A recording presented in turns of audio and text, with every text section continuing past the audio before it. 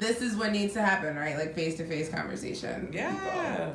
So what do you think that America needs? Radical empathy. I think that what happens is that people say radical empathy, and what they really mean is, I want people to radically empathize with me in my space. And so, like, I am a Black woman that has a myriad of different disabilities and things or whatever. And yeah, of course, I want people to understand my point, and I want people to empathize with me. But the reality is that, like, I empathize with people like myself all the time. I empathize with people of color, marginalized people in general. I empathize with them on a regular basis. That's not the point of radical empathy. The point of radical empathy is empathizing with all human beings, including the person that raped me, including people that hate everything about me, you know, that hate this color of my skin, like. And I know that's not popular. It's like not a popular view, and I know that's not for everybody, but I really think that radical empathy is the way that we can shift the narrative from hating one another and hating this person or that person and like pitting ourselves against one another to like coming together as like a collective race, right? That which doesn't like, yeah, as coming together as like the human race as opposed to all these like warring factions, because like that doesn't negate that like I need my money. Like, it doesn't negate that I need reparations. You know what I mean? It doesn't negate that each, like, all of these separate entities definitely need, like, we need our own space to talk about stuff and our own space to, like, we need our own, like, stuff. But at the same time, like, I think that radical empathy opens the door up. And so, like, not only do I think that Nazis need to have radical empathy, like, I also have to have empathy for them, regardless of how hard it is. Because I think that, I mean, it's hard, but that's the point. Like, what else am I doing here? You know what I mean? The work that I'm doing on this planet is to try to be as open and to be as loving as humanly possible. And, like, and to be of service. And ways that I can do that are through radical empathy. I think that we just need to talk to each other more and try to understand people. I think that a lot of the hate that comes out that people feel towards other people comes from ignorance and comes from them like not understanding other people, you know, and not wanting to, which is a huge problem. So I guess would have a hard time showing people my vulnerability and my flaws and weaknesses, but I think that it's important that people do, because a lot of us have the same flaws, the same weaknesses, the same insecurities, and sometimes when you have someone that you can talk to about it, it makes things a lot better. Imagine me coming to you watching this video, imagine me coming to you and being like vulnerably open with you, we're close, or maybe we're not as close, but I just feel like I can trust you with my heart, and you'd be like, that's crazy, but yeah, look at this post. Like, that's cold. Like, but people do that. Like, all the time. Like, that's so cold. But there's something that, like, disconnects in our psyche at some point where we don't understand what it means to have compassion for other people. We have to do so much better about seeing each other. We have to do better in our own way, and however it is that we do and thrive. We have to do better to make people feel welcome and to feel loved.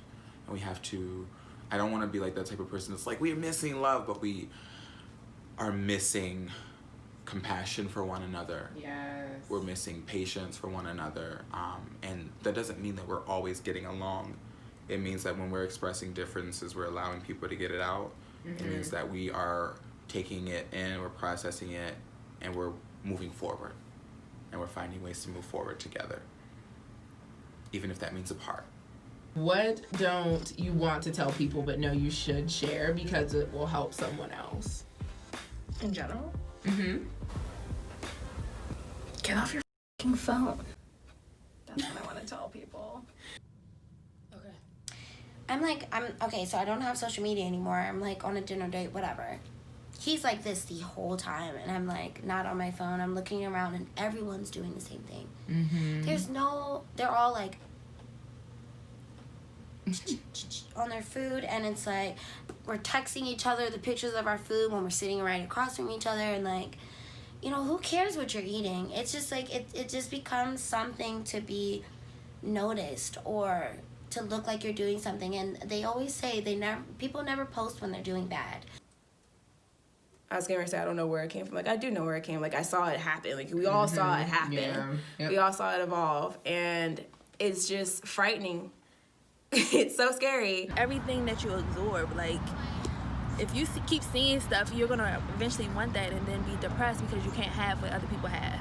Everybody's life looks picture perfect on social media, even though it's not, you know, so it makes other people feel bad. Yeah. So, and that doesn't mean it's not okay to be, you know, upset about your own problems, because if we played that this person has it way worse than you game, nobody would ever be allowed to be upset about anything. It's okay to feel bad. It's okay to feel bad. And I think that people are not promoting that.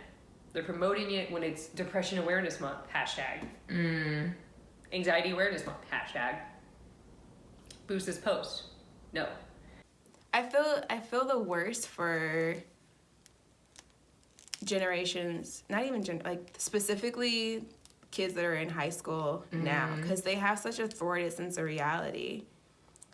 Like, how do you understand what the world is when your only perception of it is through what you see on Instagram?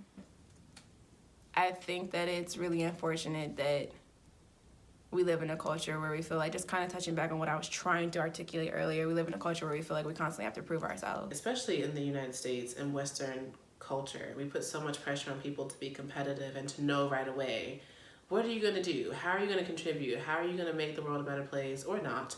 Right. And I feel like social media should be something that is motivational more than like something, it just like people envy people that they watch and they want to be like this person, but it's like maybe you wouldn't want to be like that if they post their real life. You know what I mean? It's like it's just show. Everything on social media is an illusion.